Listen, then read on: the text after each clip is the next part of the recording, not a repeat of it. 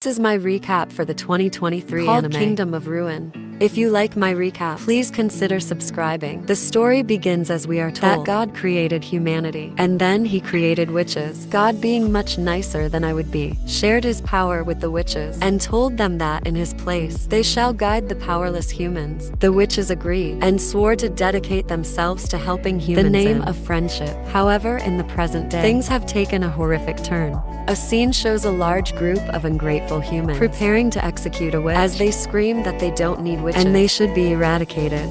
Elsewhere, a man, just like my accountant, apologizes to Emperor. Go with the Emperor, with a mustache, looking like a masterpiece of grooming, calls him an incompetent fool. But the suit explains that Chloe's a high-ranking who uses ice magic. He tries to explain that a single squadron isn't enough to defeat her, but someone's foot comes out of nowhere to silence him. My content is told to learn his place, but he explains that he wasn't doing anything wrong. The Emperor silences everyone and just instructs them to bring Chloe immediately, as he refuses to let her escape. Back to the fight. Chloe's in the coolest pose she can make, and we see that she is exhausted after defeating the hopelessly weak humans. Adonis isn't saying anything and is furious that Chloe always holds him back. He exclaims that he can use spells and wonders why she won't let him fight. Adonis thinks he could have handled those measly wimps easily. He doesn't see the point in studying magic if she won't let him use it. Miss interrupts our boy again and reiterates that he is just too inexperienced with magic. This crazy kid then interrupts her by bringing down a massive sword straight down from the heavens and asking her, how could a student of hers be considered inexperienced?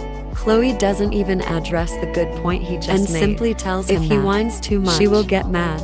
However, Adonis has come to a conclusion and assumes that she must be treating him because he is a human like them. He believes that she doesn't want him to kill his own because kind. She is too nice. Because of this, no matter how much they mistreat her, she suppresses her emotions so he won't fight humans, and she never allows him to fight them. Adonis is at his limit though, and he can't stand not being able to protect her anymore. He tries to express his feelings, but she stops him and just tells him that she feels the same. The embrace. One of the humans, Popsicle Stick, has a device that confirms their location. Just then, our duo begins to flow, and Chloe is shocked to realize that humans completed something. She points out that not even witches can achieve long-distance physical travel, but that seems to be what's happening. The her orthodontist tells her that things will be okay, and he will always be by her side. A look into the witch hopes that they will all die, but she beats them to it. Elsewhere, our protagonist, named Adonis, who is a witch's apprentice, complains about how tired his legs are and how it's way too hot, which makes sense since it's a desert. Adonis grows frustrated since the witch he travels named Chloe isn't listening and interrupts him to tell him to quiet down. Adonis wants her to at least use magic to check their location, since it would be a lot cooler than using a map. But she calls him an idiot and reminds a boy that magic isn't that cheap. The map lover threatens to leave him behind and gets even more upset when Adonis uses a device to determine where they are. Little Miss hates technology, is furious since she told them numerous times to not use that weird machine, since the people looking for them use it to find them. Adonis calms her down by explaining not a weird device, it's actually a smartphone, and he made this one himself, so it can't be used to track them. Our proud little nerd explains that his device uses free-form summoning magic to replace its radio waves with multi-dimensional photons, so not even the Army's triangulation can find them, and it doesn't need batteries.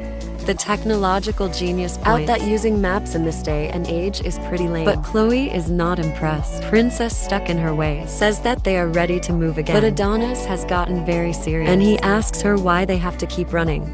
Chloe explains that it's because she is a witch, and attitudes towards witches have changed, now simply living as a struggle, blending in when in human cities, living away from human towns. If anything, she is more like a ninja than a witch. Unfortunately, her terrible joke doesn't land, so the two pretend it didn't happen and just keep moving. During their journey, Chloe reminds him that they need to find a place that's tolerant towards witches, so they can reclaim their peaceful, happy life. They also need to find a school for him to attend, but our brilliant little technology lover surprisingly explains that school sucks, and he rather keeps studying under her. Chloe inappropriately teases him about liking older women, and the two move on. Adonis can't help but wonder why Chloe isn't frustrated. He hates the Red Empire that they reside in, and the evil little dude desperately wants to eradicate humans using magic.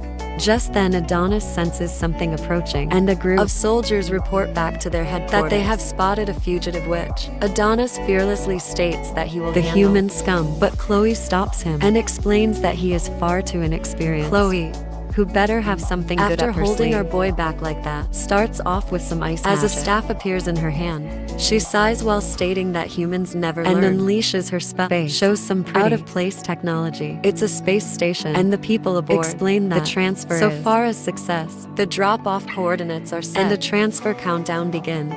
Back on Earth, Emperor Go gives a speech.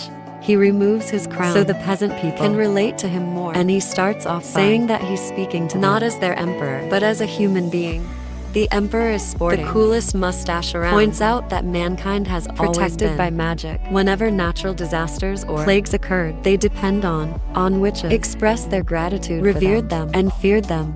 Due to their power, exceeding human knowledge, known as magic, Emperor Gowith believes this to be unjust. He states that humans are not just weaklings who must bow to the witches and beg for their assistance. Gowith, who could probably convince a cat to buy a dog, with his speech skills, tells them to behold mankind's creations. Their countless airships fly through the sky, and their metropolis fears no storm. The automatic trains driving through their cities will open up new frontiers. And in their hands, they hold the fruit of their wisdom, the smartphone, a device that can be used to play sweet games and watch anicat videos. He tells them that humans are not weak. Even without magic, they can mold the natural world and control it with their strength. Goth with smooth talk so good, he could sell ketchup as tomato smoothies. Tells his people that now the time to eradicate witches and show the world that they are supreme rulers.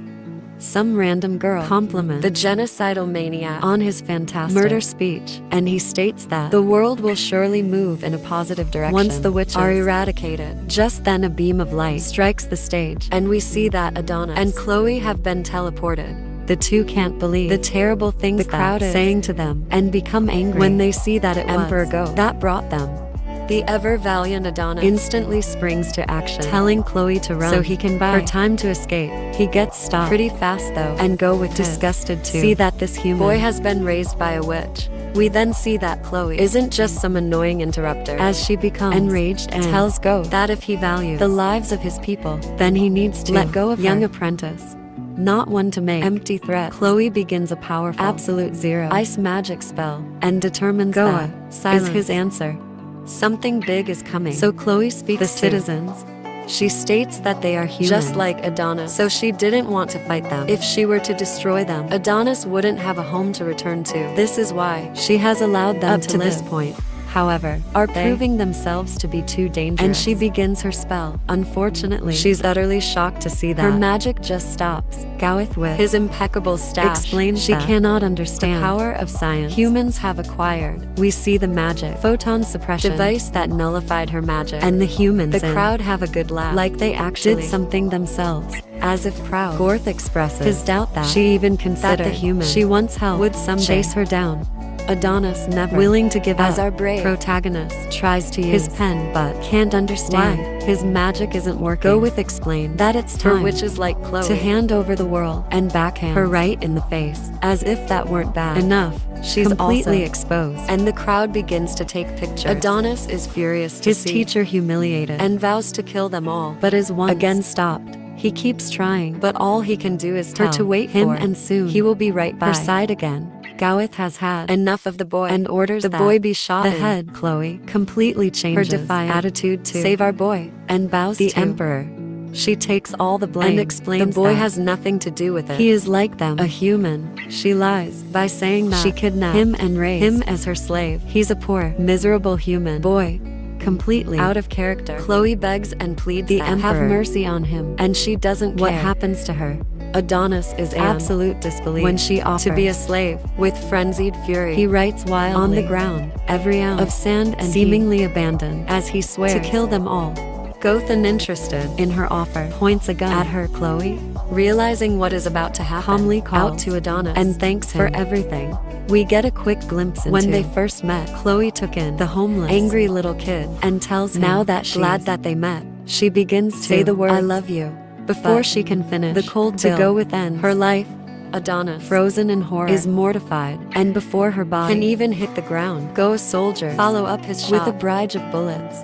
Adonis begs for them to stop, but they are relentless. Their life together flashes before Chloe's eyes, and she thinks about she was truly happy.